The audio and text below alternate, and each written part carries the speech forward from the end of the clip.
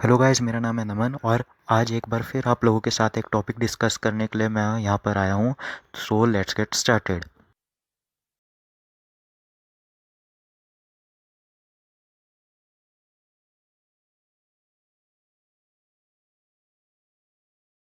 पढ़ने जा रहे हैं वो है डिडक्शन फ्रॉम जीटीआई। जीटीआई यानी कि ग्रॉस टोटल इनकम।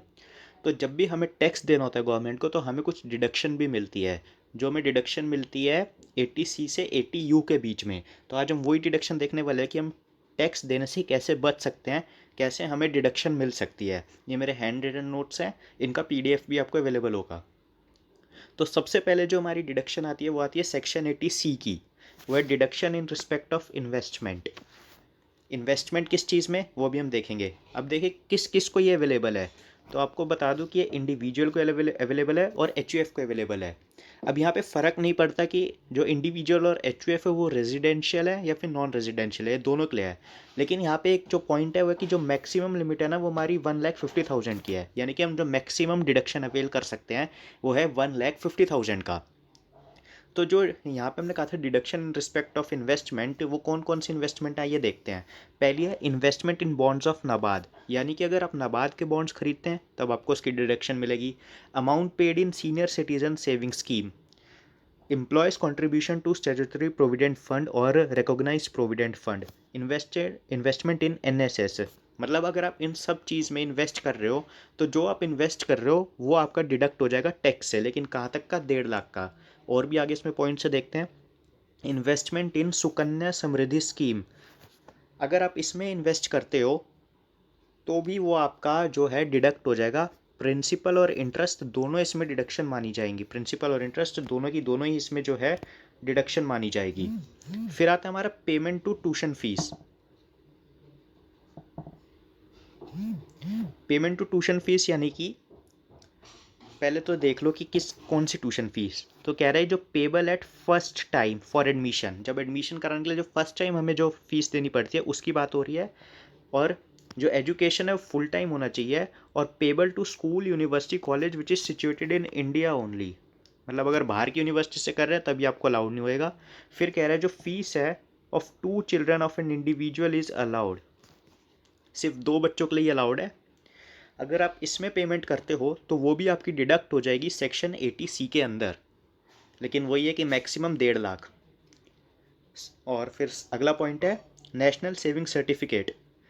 इसमें क्या है, अगर आप इन्वेस्ट करते हो या तो अपने सेल्फ के नेम में, स्पाउस में, माइनर चाइल्ड में, ये और अगर एच है तो उसके किसी भी मेंबर के नेम पे, तो जो प्रिंसिपल है ना उसका वो तो एग्जाम्प्ट हो जाएगा। लेकिन इंटरेस्ट टैक्सेबल होएगा। लेकिन वही अगर इंटरेस्ट एक्रूड है तो वो भी अलाउड हो जाएगा। लेकिन अगर इंटरेस्ट हमें मेच्योरिटी पे मिल रहा है तो वो टैक्सेबल होगा अदर सोर्स के अंदर। अब इन सब में हमें एक चीज़ और ध्यान रखनी है कि ये जो जितने भी मैंने आपको बताए हैं इन सबको मिला के 1.5 लाख है। इंडिविजुअल का एक नहीं है कि नेशनल सेविंग सर्टिफिकेट में 1.5 लाख, पेमेंट ट्यूशन फी में 1.5 लाख। इन सारे को मिला के टोटल जो है ना वो है 1.5 लाख, 1,50,000 का। आगे इसके 2-3 पॉइंट्स और है वो देखते हैं। अगला पॉइंट है पब्लिक प्रोविडेंट फंड। ये सारा 80C चल रहा है। पब्लिक प्रोविडेंट जो फंड है या तो वो अपने सेल्फ के नेम में, स्पाउस के नाम में, या फिर चिल्ड्रन। इसमें क्या है कि जो प्रिंसिपल और इंटरेस्ट है दोनों एग्जाम्प्ट होएगा ट्यूशन फीस की तरह। अब यहाँ पे एक बात और है, जो यहाँ पे वर्ड स्पाउस है ना इसका मतलब ये नहीं है कि वाइफ। स्पाउस का मतलब है कि आपका लाइफ पार्टनर। अगर आप मेल है तो आपकी वाइफ स्पाउस है, और अगर आप फीमेल है तो आपका हस्बैंड स्पाउस है। ठीक है ना। फिर आता है number 9, fix deposit with schedule bank और पोस्ट ऑफिस। अगर हम एफडी करा रहे हैं किसी शेड्यूल बैंक में या फिर पोस्ट ऑफिस में तो वो भी हमें डिडक्शन मिलेगी। लेकिन यहाँ पे सिर्फ सेल्फ के लिए, यहाँ पे स्पाउस और चिल्ड्रन नहीं है। इसमें भी वही है, जो प्रिंसिपल है एग्जाम्प्ट है, लेकिन इंटरेस्ट है जो टैक्सेबल हो जाएगा। यहाँ पे कंडीशन है, जो हम फिक्स डिपॉजिट करा रहे हैं वो 5 साल और उससे ज़्यादा के लिए होनी चाहिए। अगर हमने फिक्स डिपॉजिट को 5 साल से पहले ही तुड़वा दिया तो सारा अमाउंट जो है टैक्सेबल हो जाएगा, उस पर टैक्स देना पड़ जाएगा।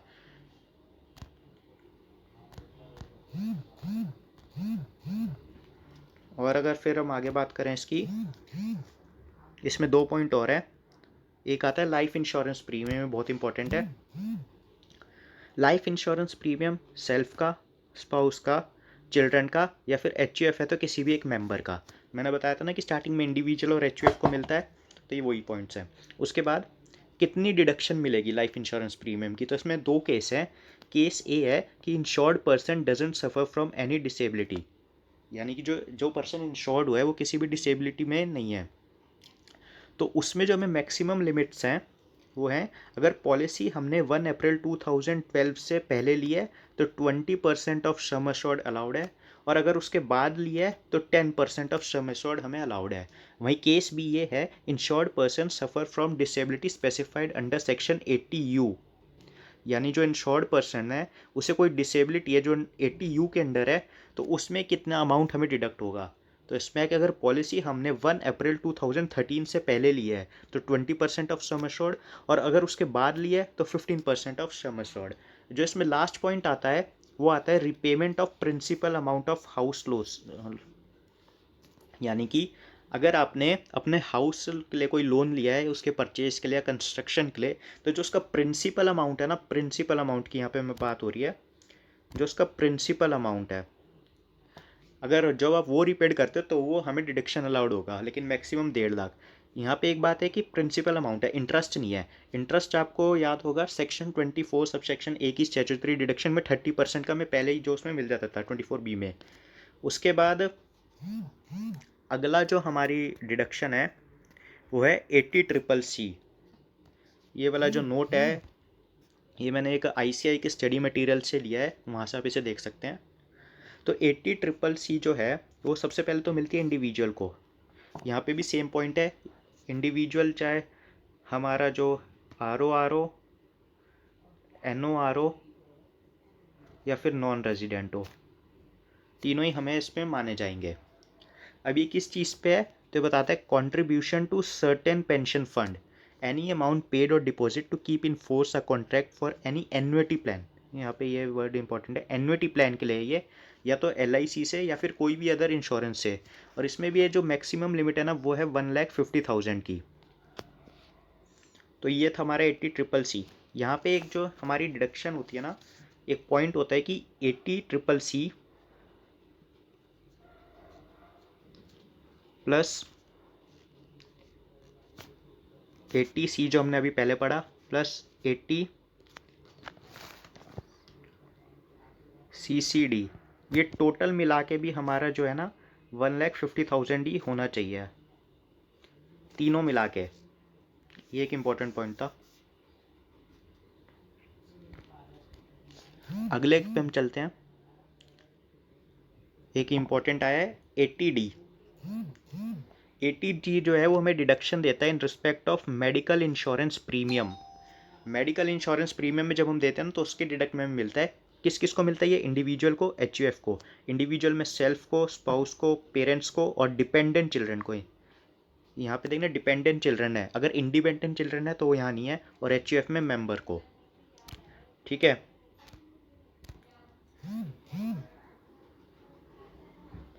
अब इसमें मैक्सिमम डिडक्शन कितनी है वो हमें देखना है।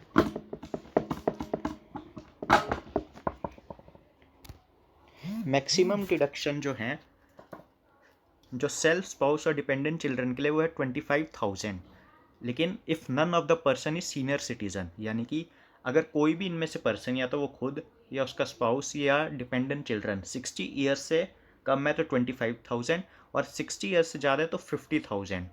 वही जो सेकंड है वो पेरेंट्स के लिए है, पेरेंट्स ऑफ इंडिविजुअल है, ये इंडिपेंडेंट मत समझना इसको, इंडिविजुअल। इसमें भी वही है 25,000 अगर सीनियर सिटीज़न नहीं है तो, और 50,000 अगर दोनों में से मदर या फादर दोनों में से कोई भी सीनियर सिटीज़न है तो उसके लिए। अब हमने ऊपर बात करी थी मेडिकल इंश्योरेंस की, तो मेडिकल इंश्योरेंस में क्या क्या कवर इन्होंने किया है, वो किया है मेडिकल इंश्योरेंस या फिर मेडिक्लेम जिसे कहते हैं, प्रिवेंटिव हेल्थ चेकअप और सेंट्रल गवर्नमेंट हेल्थ चेकअप को इसमें इंक्लूड किया गया है। थर्डली इसमें जो बात करी गई है, जो भी ये एक्सपेंडिचर है वो अदर देन कैश पे होने चाहिए, यानी अगर आप कैश से कर रहे हो तो आपको डिडक्शन नहीं मिल पाएगी। फिर यहाँ पे कुछ इंपॉर्टेंट पॉइंट्स हैं, वह फॉर प्रिवेंटिव हेल्थ चेकअप जो हमने बात करी ना, second number preventive health checkup ये वाले, उसकी जो मैक्सिमम डिडक्शन है वो सिर्फ 5,000 रुपीज़ है टोटल सबके लिए मिला के, स्पाउस चिल्ड्रन सबके लिए मिला के। और जो एक बात यहाँ पे और कही गई है वो है कि जो मैक्सिमम लिमिट है under section 80D will be 25,000 और 50,000 इंक्लूडिंग प्रिवेंटिव हेल्थ चेकअप, ये नहीं है जो 5000 है ये अलग से हैं, ये उसी में इंक्लूड करे जाएंगे। तो ये था हमारा 80D। फिर आता है हमारा 80DD। 80DD है हमारा medical treatment of dependent disable. पहले तो देखते हैं कि किस किस को ये अवेलेबल होती है डिडक्शन। इसमें कहा गया रेजिडेंट इंडिविजुअल को, रेजिडेंट एचयूएफ को, यानी कि इस बार हमने इसमें नॉन रेजिडेंट को नहीं लिया गया है, लेकिन जो रेजिडेंट है इसमें आरओआर और एनओआर दोनों को लिया गया है। अब जो रेजिडेंट जो एचयूएफ है रेजिडेंट, उसमें तो किसी भी मेंबर के लिए एक ही, और जो रेजिडेंट इंडिविजुअल है उसमें spouse, children, parents, brother and sister, dependent on individual. यहाँ पे जो एक इम्पॉर्टेंट बात है ना, यहाँ पे सेल्फ के लिए नहीं लिया गया है। अगर आप देखेंगे ना तो स्पाउस के लिए लिया है, चिल्ड्रन के लिए लिया है, पेरेंट्स के लिए लिया है, लेकिन सेल्फ के लिए यहाँ पे नहीं लिया गया है। तो जो सेल्फ है ना उसके लिए 80U सेक्शन है, उसको भी हम देखेंगे। 80DD और 80U बहुत मतलब आपस में इंटरलिंक है, तो आप पूरा देखना। 80U भी मैं आपको इसमें बताऊंगा। तो एक्सपेंडिचर जो यहाँ पे हमने लिया हुआ है, expenditure on medical treatment, training और rehabilitation of disabled dependent person, या फिर जो अमाउंट डिपॉजिट करिए LIC में उसके बेनिफिट के लिए। अगर ये कोई एक्सपेंडिचर हम ये वाला एक्सपेंडिचर करते हैं तभी अलाउड है डिडक्शन। कितनी अलाउड है? तो कह रहा है कि जो डिडक्शन है वो 75,000 अलाउड है, चाहे आपका एक्चुअल एक्सपेंडिचर कितना भी होगा। मान लो अगर आपका एक्चुअल एक्सपेंडिचर 10,000 हुआ है ना, तब भी 75,000 का आप डिडक्शन ले सकते हैं। और अगर मान लो कि आपका एक्चुअल एक्सपेंडिचर इसमें रिहेबिलेशन में, ट्रेनिंग में, ट्रीटमेंट में मान लो 2 लाख हुआ है, तब भी आपको सिर्फ 75,000 ही मिलेगा। सेकेंड है 1,25,000, ये तब मिलेगा 1,75,000 अगर डिसेबिलिटी जो है ना वो 80% से ज़्यादा है, यानी कि कोई बहुत ज़्यादा डिसेबल है, 80% या उससे ज़्यादा है, तब ये उसको मिलेगा। अब जैसे मैंने आपको बताया था कि जो स्पाउस के लिए, चिल्ड्रन के लिए, सिस्टर के लिए, लेकिन सेल्फ के लिए नहीं है। तो सेल्फ के लिए जो आता है वो आता है 80U। मैं आपको एक मिनट दिखाता हूँ।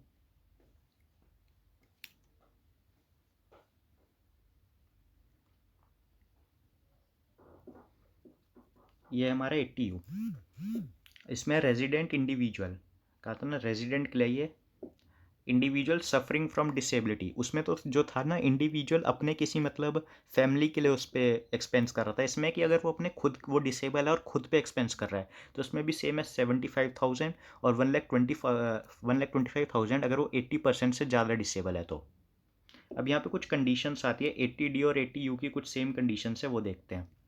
तो पहली कंडीशन है certificate from prescribed authority need to furnish with return, यानी कि एक सर्टिफिकेट जो प्रिस्क्राइब्ड अथॉरिटी हमें देगी जिसमें ये बताया जाएगा जो ये पर्सन है वो डिसेबल है, उसको हम रिटर्न के साथ हमें फर्निश करना होगा, जो हम रिटर्न फाइल करते हैं ना उसके साथ। और सेकंड है if person claim deduction under section 80U then no deduction is allowed to guardian, यानी कि मान लीजिए अगर मैं 80U में अपनी ये डिडक्शन फाइल करता हूँ, तो जो मेरे फादर या मदर हैं वो 80DD में सेम डिडक्शन नहीं ले पाएंगे। तो एक ये था। इसके बाद थोड़ी छोटी छोटी डिडक्शन और हम वो करते हैं।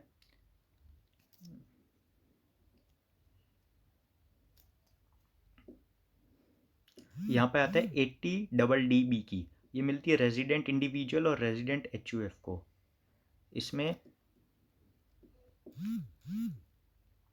इसमें जो है ना कि नॉन रेजिडेंट वो नहीं है, इंक्लूड नहीं है। तो किससे रिलेटेड है ये? Deduction for medical treatment of specified disease. जो ऊपर वाला था वो डिसेबिलिटी के लिए था और ये स्पेसिफाइड डिजीज़ के लिए है।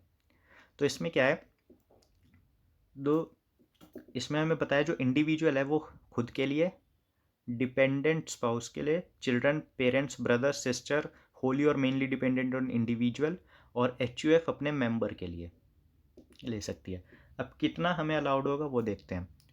तो इसमें लिखा है एक्चुअल सम पेड और 40,000 विच एवर इज लेस, यानी कि या तो एक्चुअल सम और 40,000 जोन सा भी लेस होगा वो डिडक्शन होएगा। लेकिन यहाँ पे एक बात कही गई है, जो ये 40,000 है वो 1 लाख माना जाएगा अगर पेमेंट सीनियर सिटीजन के लिए की गई है तो, यानी कि एक्चुअल सम पेड और 1 lakh for senior citizen which ever is less, या फिर एक्चुअल सम पेड और 40,000 who is not senior citizen. उसमें से हमें लेस करना है, माइनस करना है the amount received from a insurance company और रीइम्बर्स बाय द एम्प्लॉयर। यानी कि अगर हमने उसका इंश्योरेंस करा रखा है, वहाँ से हमें कोई अमाउंट मिल जाता है या फिर हमारा एम्प्लॉयर हमें हेल्प करता है, रीइम्बर्स करता है, तो वो उसमें से डिलीट नहीं, उसमें से लेस कर दिया जाएगा, जो फिर वो हमें एक्चुअल डिडक्शन मिलेगी, क्लेम कर पाएंगे हम 80 DDB में। फिर हम बात करते हैं 80E की। 80E जो है अभी एक नया सेक्शन ही है, यह है कि deduction of interest paid on loan taken for higher education. मतलब अगर हम कोई लोन लेते हैं अपनी हायर एजुकेशन के लिए, जो उस लोन पे हमें इंटरेस्ट पे करना है, तो वो भी हमें डिडक्शन में दिया जाएगा। किसको मिलेगा? इंडिविजुअल को मिलेगा। अब यहाँ पे फ़र्क नहीं पड़ता कि वो रेजिडेंट है या फिर नॉन रेजिडेंट है। इंडिविजुअल के अलावा वो अपने सेल्फ के लिए, स्पाउस के लिए और चिल्ड्रन के लिए भी ले सकता है। चिल्ड्रन भी यहाँ पे मायने नहीं करता कि वो डिपेंडेंट है, इंडिपेंडेंट है, माइनर है, मेजर है, कैसे भी है। जो डिडक्शन है वो इंटरेस्ट की हमें मिलेगी, यस, और प्रिंसिपल की हमें नहीं मिलेगी। रिपेमेंट ऑफ प्रिंसिपल नहीं मिलेगा, इंटरेस्ट जो हम उस पर पेड करेंगे उसकी मिलेगी। अब यहाँ पे कुछ कंडीशंस हैं, वो मैं आपको दिखाता हूँ। वह loan must be taken from financial institution और अप्रूव्ड चैरिटेबल इंस्टीट्यूशन। यानी जो लोन है ना, वो अपने किसी फाइनेंशियल इंस्टीट्यूशन से लिया होना चाहिए, ऐसे नहीं कि अपने दोस्त से लोन ले लिया और फिर उस पर डिडक्शन क्लेम कर लिया, तो तब उस केस में आपको नहीं मिलेगा। सेकेंड है loan for higher education only, यानी कि जो क्लास 12th के बाद एजुकेशन करते हैं उसके लिए लेना चाहिए, उसके लिए होना चाहिए। थर्ड है maximum period of deduction is 8 years starting from period from which payment of interest begins. यानी कि सिर्फ 8 ईयर्स तक के लिए आपको डिडक्शन मिल सकती है। अगर 8 ईयर के बाद भी आप लोन का जो इंटरेस्ट उस पर रीपे कर रहे हैं, तब भी आपको अलाउड नहीं किया जाएगा।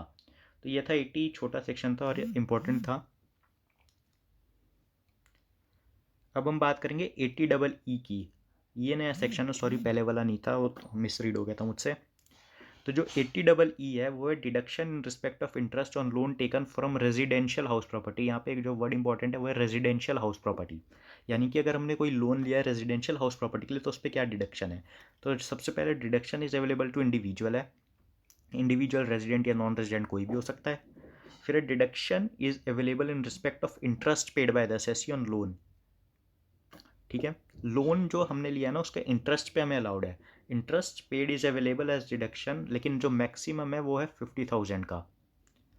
बैंक या फिर housing finance company during the period starting from 1 April 2016 ending with 31 March 2017, अगर इसके बीच लिया तभी आपको डिडक्शन मिलेगी। The loan sanction should not exceed 35 lakh, जो लोन है 35 लाख से ज़्यादा का नहीं होना चाहिए। The value of resident house property should not exceed 50 lakh, जिस प्रॉपर्टी के लिए आपने रेजिडेंट हाउस प्रॉपर्टी के लिए लोन लिया है उसकी वैल्यू 50 लाख से एक्सीड नहीं होनी चाहिए। जो लास्ट है, assessee should not own any residential house on date of sanction of loan. जिस दिन हमें लोन लिया उस दिन असेसी के पास कोई और प्रॉपर्टी नहीं होनी चाहिए। ये था 80EE। उसके बाद अब हम बात करेंगे 80EE की। 80EE भी 80EE से मिलता जुलता है। इस पर मैंने एक सेपरेट वीडियो बना रखा है, उसका लिंक डिस्क्रिप्शन में होगा, आप वहाँ से जाके इसको देखना, पूरा अच्छे से एक्सप्लेन किया हुआ है मैंने 80EE को। फिर हम बात करेंगे 80EEB की। जो 80EEB है वो डिडक्शन देता है हमें परचेज ऑफ इलेक्ट्रिक व्हीकल पे, यानी कि अगर हम इलेक्ट्रिक व्हीकल परचेज करते हैं तो उस पर हमें कुछ डिडक्शन मिलती है। जो मैक्सिमम डिडक्शन है वो 1,50,000 पर एनम की है, इंडिविजुअल को मिलती है और उसमें भी फ़र्क नहीं पड़ता कि रेजिडेंशियल है या फिर नॉन रेजिडेंट है। तो interest paid on loan taken for purchase of electric vehicle, जो अगर हम इंटरेस्ट हम पे करते हैं, जो हमने लोन लिया है परचेज ऑफ इलेक्ट्रिक व्हीकल के लिए, तो उस पर वो हमें डिडक्शन मिलेगा, प्रिंसिपल पे नहीं मिलेगा। लास्ट है loan must be taken between 1 April 2019 to 31 March 2023। अगर इस पीरियड के बीच में लोन लिया है तभी ये डिडक्शन हमें मिलेगी, उसके बाद नहीं मिलेगी, या उससे पहले अगर लोन लिया तब भी नहीं मिलेगी। तो ये था हमारा डिडक्शंस का और अभी एक पार्ट इसका और बच रहा है जिसमें छोटी छोटी डिडक्शन है, जिसको हम पूरा करके कवर करेंगे और फिर चैप्टर को पूरा करेंगे। तो आप अगले पार्ट के लिए इसके लिए वेट करना, और thank you so much for watching. Good bye.